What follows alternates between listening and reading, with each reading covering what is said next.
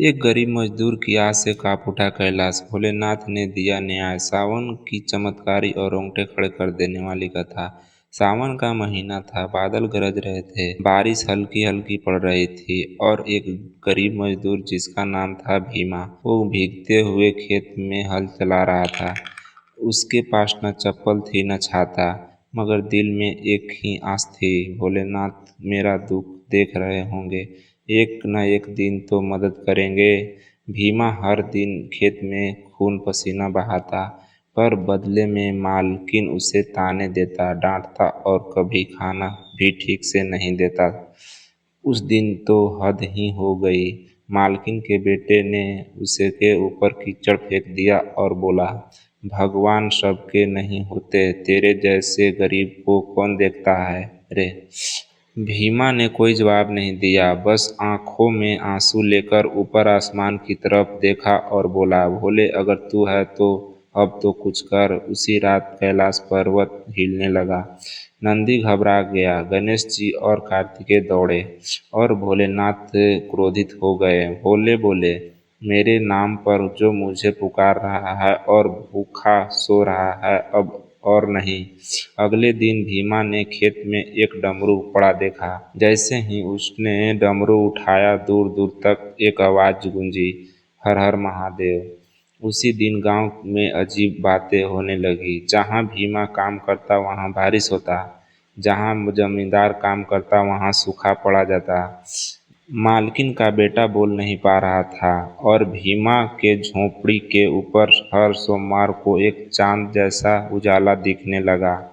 गांव के लोग डरने लगे और फिर धीरे धीरे उसके पास आने लगे। भीमा कुछ नहीं कहता, बस मुस्कुरा कर कहता, शिव सब देखते हैं, बस इंतजार थोड़ा लंबा होता है।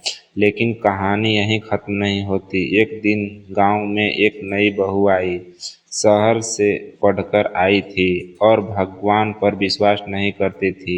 उसने भीमा से कहा, अगर भगवान होते तो गरीबी यूं तड़पते नहीं रहते। भीमा मुस्कुराया और बोला, शिव जब न्याय करते हैं तो दुनिया हिल जाती है, तू देखती जा। और फिर जो हुआ उससे देखने के लिए पूरा गांव उमड़ पड़ा, क्योंकि जमींदार की बहू जो भगवान को नहीं मानती थी, जिसने पूरे गांव में कह रखा था ये सब अंधविश्वास है, कोई भोलेनाथ नहीं आते जाते। उसी बहू के साथ कुछ ऐसा हुआ, उसने सबकी आंखें खोल दी। एक दिन सुबह सुबह बहू खेत में मेड़ पर अकेली बैठी थी। अचानक हवा तेज चलने लगी, चारों तरफ धूल उड़ने लगी और तभी एक बूढ़ा मजदूर उसकी ओर चला आया। उसके कंधे पर फावड़ा था, आंखों में तेज था। वो बोला, बहू क्या मैं तेरे खेत में हल चला दूं?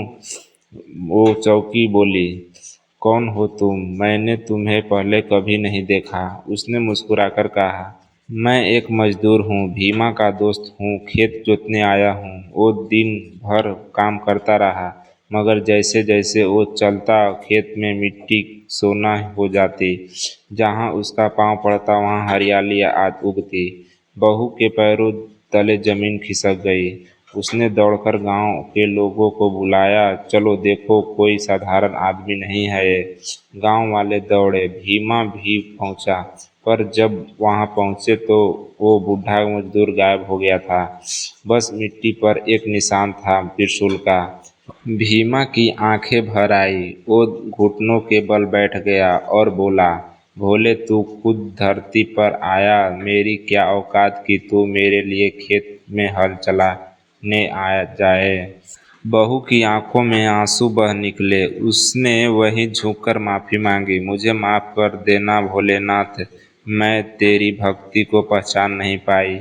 उसी दिन के बाद गांव में कोई भूखा नहीं सोया, हर खेत में हरियाली छा गई और सावन के हर सोमवार को लोग भीमा को झोंपड़ी पर दूध और बेलपा चढ़ाने आने लगे और कहते हैं कि आज भी वहाँ कोई सच्चे दिल से पुकारता है तो भोलेनाथ खुद मजदूर बनकर उसकी मदद को आ जाते हैं। हर हर महादेव।